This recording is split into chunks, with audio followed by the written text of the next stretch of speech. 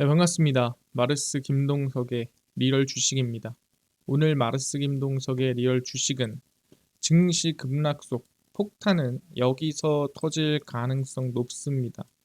제가 봤을 때는 지금 증시를 흔들 만한 요인 중에 아마 지금 제가 알려드리는 게 제일 크지 않을까 생각합니다. 그래서 항상 마음속에 염두하고 있어야 되고요. 그 다음에 여기서 과연 변화가 일어나는지 같이 좀 지켜봐야 되기 때문에 오늘 영상을 준비했습니다. 집중하시면 좋을 것 같고요. 여러분들의 댓글 하나하나가 제가 하나하나 읽으면서 정말 많은 힘을 얻고 있습니다. 댓글 꼭 앞으로도 많이 많이 달아주시고요. 제가 여러분들한테 감사한 마음에 최근에 좀 이슈가 되는 우주항공, AI 소프트웨어, 전기차, 자율주행, 시장 전망 관련주들 저희가 정리한 자료집 무료로 나눠드리고 있습니다. 이 자료집 받고 싶다 하시면 영상 끝까지 꼭 시청하시고 오늘 영상 시작하겠습니다. 최근에 트럼프가 유럽연합 관세 언급을 했습니다. 그래서 확정난 건 아니고요. 권고라고 얘기를 했어요. 그래서 트럼프 미국 대통령이 유럽연합 수입 상품에 6월 1일부터 곧바로 상호관세 50%를 부과하는 것을 제한한다. 그러니까 사실 여기까지 보면은 정말 강하거든요. 멘트가 엄청 센데 그 뒤 보면은 제한한다, 권고한다, 뭐 이런 식으로 얘기를 했습니다. 그래서 결론으로 보면은 이제 강제하는 내용은 아니었다라고 보면 될 것 같은데 이거를 얘기를 꺼낸 것 자체가 어떻게 보면 도발이죠. 그래서 이들과의 협상이 아무런 진전이 없다. 유럽연합 교역에서 미국을 제 이익을 위해 이용하고 협상을 어렵게 만들고 있다라고 뭐라고 했어요. 그래서 미국 기업에 대한 불공정하고 정당하지 않은 소송 등으로 미국은 연간 2억 5천만 달러, 그러니까 뭐 3,400억 정도의 적자를 보고 있다. 이렇게 얘기를 한 거죠. 그러니까 너네가 지금 하는 행동이 너무 우리한테는 불공정하다. 그러다 보니까 너네들 내가 봤을 때는 관세를 더 올려야 정신을 차릴 것 같은데 뭐 이런 느낌으로 얘기를 한 거죠. 사실 그래서 이 유럽연합도 근데 웃긴 거는 미국의 보복 관세를 좀 봐주고 있는 상태입니다. 서로 유예를 하다 보니까 우리도 유예할게.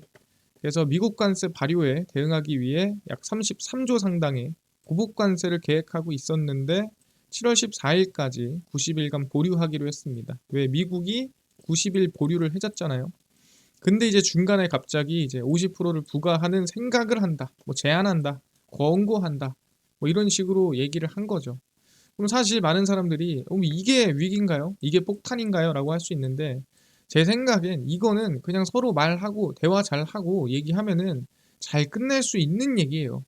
근데 이게 아니라 약간 본질을 흔들리고 이 본질을 건드리는 문제가 제일 큰 거거든요. 그러니까 파도가 한번 치기 시작했는데 그 파도가 끝도 없이 간다면 사실 그 파도를 멈출 수 있는 거는 커다란 방파제밖에 없는 거거든요.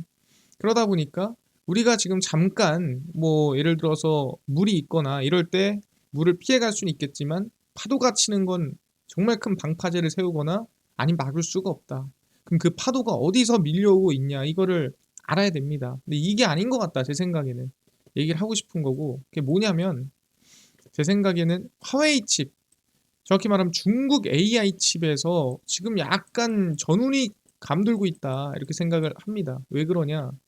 미국 상무부 산업안보국 BIS는 성명을 통해 조 바이든 행정부가 도입하기로 한 국가별 등급에 따른 AI 수출 통제 정책을 폐기했습니다.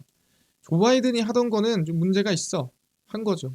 그리고 나서 뭐라고 했냐면 화웨이 어센드 칩을 사용하는 것은 미국의 수출 통제를 위반하는 것이다라고 강조했어요. 문제예요. 여기서는 어떤 이 기준에 따라 이 수출 통제를 했다면은 이번에 트럼프 행정부에서는 야 화웨이 칩 쓰지 마라고 콕 집어서 얘기를 했다라는 거죠. 중국산 고성능 칩이 미국산 소프트웨어, 설계 도구, 미국산 반도체, 장비 등을 사용해 설계 생산됐다면 이건 수출 통제법을 위반한 거다라고 하는 거고요. 그러니까 실질적으로 뭐 거기 안에 들어간 나사 하나라도 미국 거면은 야 이거 위반한 거 아니야? 뭐 이렇게 얘기할 수가 있는 거긴 한데 지금 사실 화웨이를 그냥 어떻게든 죽이고 싶으니까 규제를 최대한 만들고 있는 상황이다라는 거죠. 근데 사실 미국산 이 기능이 또는 기술력이 어떻게 1%도 안 들어가겠습니까? 들어가겠죠. 그러니까 야 쓰지 마 하는 거죠. 그래서 수출 통제 규정 위반 가능성이 높은 칩으로 명확하게 화웨이 어센드 910B, 910C, 910D 시리즈를 적시했습니다. 그러니까 저기 써놓은 거죠. 원래 어느 기준에서는 통제가 이렇고 저렇고라고 하는 어떻게 보면 틀이 있었다면은 여긴 그냥 아예 화웨이를 콕 집어서 야 얘네들 거 쓰지 말고 얘네들 건 위반이야 라고 적어 놓은 겁니다. 그래서 뒤에서는 제가 봤을 땐 지금 중국 AI 칩에 대한 겁을 많이 먹고 있는 것 같아요. 미국이. 그래서 넘어가 보면은 화웨이 최신 반도체 어센드 910C의 성능은 엔비디아 대표 제품인 H100의 한 60에서 80%까지 올라왔습니다. 그러니까 사실 거의 뭐 대체한다고 볼 수는 없어요. 근데 뭐다? 가격이 70에서 80%예요. 그 문제는 뭐냐면 얘가 만약에 80에서 90%까지 올라오면 과연 누가 엔비디아 걸 쓸까라는 생각이 드는 거죠. 여기서 조금 더 올라와 버리면은 진짜 문제가 커지는 겁니다. 근데 실제로 딥시크가 개발하는 데는 엔비디아 저가형 이 반도체를 썼죠. AI 칩을 썼는데 실제 지금 AI 서비스를 하고 있는 과정에서는 화웨이 제품을 쓰고 있습니다. 그러니까 뭐 딥시크 성능을 봤을 때는 좀 문제가 없는 거 아니냐, 그래도 좀 괜찮은 거 아니냐라는 생각을 하게 되는 거죠. 그래서 어센드 칩은 화웨이 자체 수요도 충족하지 못할 만큼 공급이 부족해 해외 칩 공급에 끼치는 영향이 크지 않다. 이렇게 얘기를 했습니다. 그러니까 얘네가 조금 위협돼가지고 어쨌든 규제를 때리긴 했는데 그게 실제로 화웨이가 어센드 칩을 만들어서 수출 물량이 줄어들거나 뭐 그 정도의 수준도 안 된다라는 거죠. 근데 반대로 얘기하면은 그 정도 수준도 안 되는데 콕 집어서 규제했다는 건 겁이 난다라는 거예요. 화웨이 AI 칩이 치고 올라오는 거에 대해서 미리 좀 싹을 밟아놓고 싶다. 미리 얘네가 조금 성장하기 전에 두려우니까 이거 얘네 좀 올라오면 안 되겠는데? 라는 거를 암묵적으로 보인다라는 거죠. 그래서 오히려 중국을 공급망에서 제외하려는 미국의 수출 규제가 중국 반도체 산업에 훨씬 더 큰 영향을 미친다고 분석합니다. 이게 뭔 소리예요? 그러니까 엔비디아 칩 같은 거 막으니까 오히려 그냥 자기네 칩으로 그냥 빨리빨리 전환하고 있는 거고 그러다 보니까 미국에 있는 이 뭐 판매하고 수출하고 있는 기업들의 물량만 점유율만 떨어지고 있는 거다. 그러니까 이것보다 이게 더 심한 거 아니냐라고 얘기를 하는 거죠. 그럼 사실 이거에 대해서 누가 제일 고통을 겪고 있겠습니까? 당연히 칩을 수출하는 엔비디아라고 우린 볼 수가 있겠죠. 그래서 쭉 넘어가 보면은 여기서 그냥 끝나는 게 아닙니다. 화웨이가 엔비디아 고성능 AI 칩을 대체한다는 목표로 자체 AI 칩을 개발 중입니다. 그러니까 그 성능에 준하는 수준으로 이번에도 만들겠다라고 하는 거죠. 아까 H100 수준이 아니라 그 이상 수준으로 만들겠다. 자, 화웨이는 자사의 최신 AI 칩 어센드 910D 개발 초기 단계에 있고 화웨이 측은 어센드 910D가 엔비디아의 H100보다 더 강력한 성능을 갖출 것으로 기대한다. 아까 60%에서 80%를 대체한다라고 했잖아요. 근데 이거의 지금 가격이 5분의 1이에요. 근데 지금 만약에 이거를 넘어서잖아요. 가격이 5분의 1까지는 아니어도 뭐 3분의 1로 가잖아요. 그럼 사실 누가 엔비디아 거 쓰겠습니까? 화웨이 거 쓰겠죠. 너무 싸고 성능 좋은데 최고 아니겠습니까? 이거 보면은 긴장이 안 될 수가 없어요. 왜? 옛날 중국은 아 해봤자 얘네가 뭐 지키겠어? 얘네가 말하는 거 뭐 할 수 있겠어? 물음표를 띄웠거든요. 근데 요즘에는 중국이 다 지켜요. 요새는 중국 제품이 말이 안 되게 좋습니다. 여러분들도 옛날 같았으면 안 쓸 것들 지금 알리익스프레스나 또는 테무나 이런 거 써가지고 많이들 쓰지 않습니까? 그만큼 신뢰도가 올라온 거예요. 메이드 인 차이나라는 말이 안 나오죠. 제가 이제 한참 옛날에는 일본제가 좋고 중국제가 안 좋다. 뭐 이런 말들이 상당히 많았단 말이에요. 흔히 깔리듯이 깔렸는데 지금은 중국제가 나쁘다. 이런 말이 전혀 안 나온단 말이죠. 칩의 실제 구동 가능성을 테스트하기 위해 중국 테크 이 업체들과 접촉하고 있고 5월 말에 나온다는 거죠. 그럼 5월 말에 그 내가 지금 쫄려 있는 지금 많은 사람들이 미국에서 야 얘네가 엔비디아 넘으면 어떡하지? 쫄려 있는 상황에 어느 정도의 결과가 나온다. 그럼 그걸 보고 나서 생각을 다시 하겠죠. 이거를 지금 이 정도 수준으로 맞출지 아니 더 심하게 해야 될지에 대한 고민을 할 겁니다. 근데 중요한 게 뭐냐면 엔비디아도 솔직히 말하면 협조를 안 해요. 지금 엔비디아는 미국에 협조를 좀 해야 되고 중국을 좀 비난해줘야 되는 그런 상황이거든요. 근데 오히려 젠스랑은 미국을 비난하고 있습니다. 젠스랑 CEO는 중국 시장에서 수출 규제로 막대한 손해를 봤다. H20 못 팔게 막았잖아요.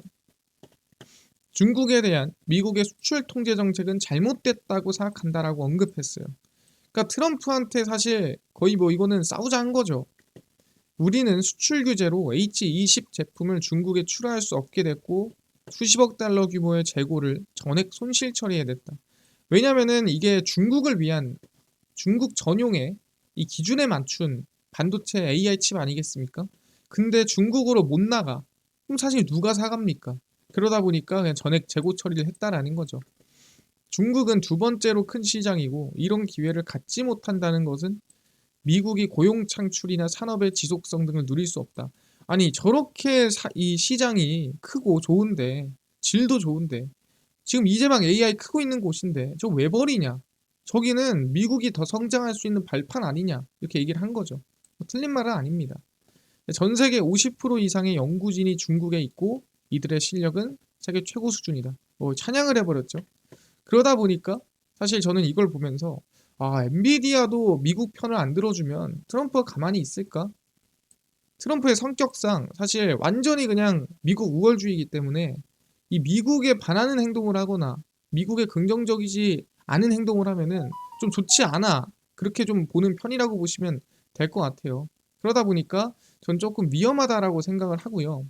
추가적으로 최근에 샤오미가 자체 칩을 개발했습니다. 그게 뭔 소리냐면 얘네들은 이 규제에 안 들어가요. 그래서 얘네들은 뭐 해봤자 뭐 하겠어. 근데 이 스마트폰 자체 칩을 개발했습니다. 미국의 수출 규제 블랙리스트에 빠져 있는 샤오미는 대만 파운드리 TSMC를 이용해서 3나노 첨단 공정을 활용했습니다. 애플 최신 아이폰용 칩이 생산되는 TSMC의 3나노 공정이 이제 아이폰도 사용을 했던 거죠. 그래서 그거를 샤오미가 그대로 썼다라고 보시면 될 것 같습니다. 그래서 샤오미는 전 세계 스마트폰 점유율로 봤을 때 3위라고 보시면 될 것 같습니다.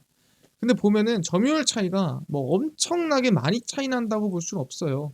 압도적이고 떨어지고가 아니라 크게 차이가 안 납니다. 그래서 얘기하고 싶은 게 뭐냐면 그럼 이건 결국 성능 싸움이거든요. 얘네가 칩을 만든 게 중요한 게 아니에요. 이 성능이 얼마나 되는데 이게 궁금하죠.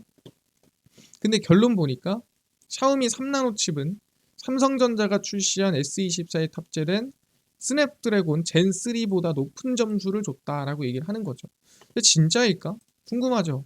그래서 실제로 성능 테스트를 한 걸 가져왔습니다. 성능 테스트를 한 게 이거거든요. 그래서 보면은 여기 이제 이게 스냅드래곤 8 엘리트입니다. 방금 스냅드래곤 3 아니고요. 8 엘리트랑 승부를 본 거고 더 좋은 거죠.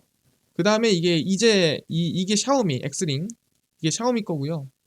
D9400 이거는 이제 미디어텍 거 대만의 칩이고 A18 프로 이게 이제 아이폰 거다라고 보시면 됩니다.